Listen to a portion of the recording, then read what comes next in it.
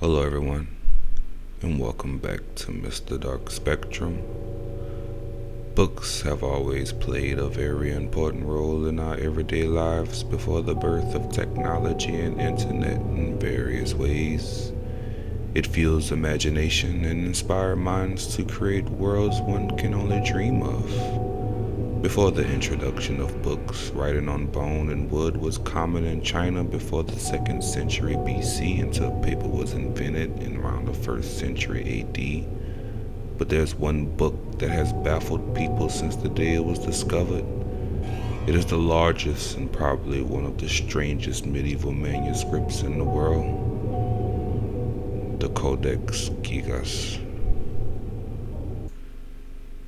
The Codex Gigas, also known as the Devil's Bible, has gained notoriety for its two unique features: the significant illustration of the devil and the sheer size of the book itself. It measures 36 inches tall, 20 inches wide, and almost 9 inches thick. According to scribers, the book is so massive it took more than 160 animal skins to make it. Coming in at 165 pounds, it is so heavy more than one person is needed to lift it. That is also how it got its name, Giant Book, due to its immensity.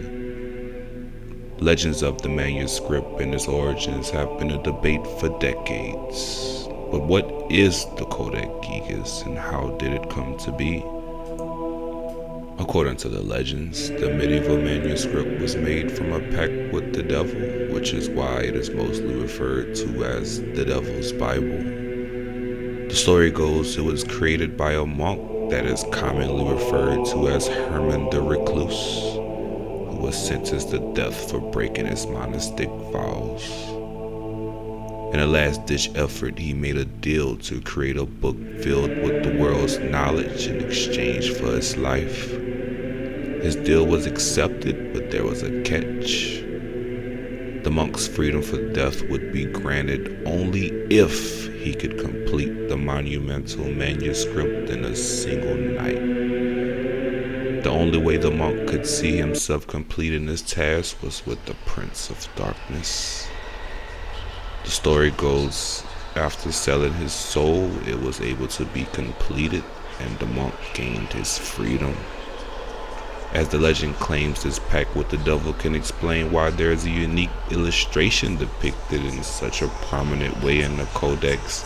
It is not known where this legend started, and it is suspected by top scholars it was religiously propagated. While the story of a pact with the devil is assumed to be a work of fiction, analysis has concluded based on the uniformity of the Latin text it definitely was written by one person. If the book itself was scribed by Herman the Recluse is still up for debate. According to the National Geographic, it would have taken at least 25 years for the scribe to create the codex from scratch. But what exactly is the Codex Gigas really about? The Codex contains a complete Vulgate Latin translation of the Bible as well as 5 other major texts. It starts with the Old Testament and continues with Antiquities of the Jews. The Codex also includes the Old Testament as well as a collection of medical works of Hippocrates. More notably, smaller texts are also included in the manuscript with writings on exorcism, magic formulas, and a calendar with a list of saints and bohemian people of interest and the days on which they were honored.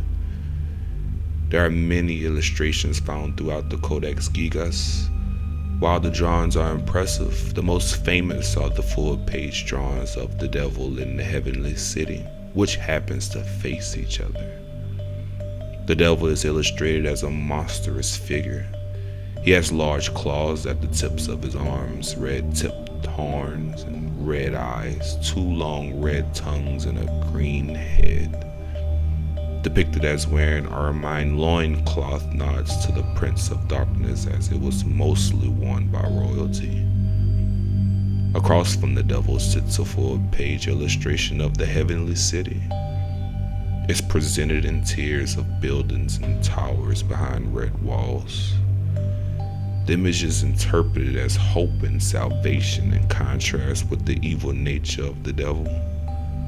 The devil and the heavenly city are the only illustrations occupying full pages in the codex. The codex gigas is still a mystery, although some clues have pointed to the location it might have been created.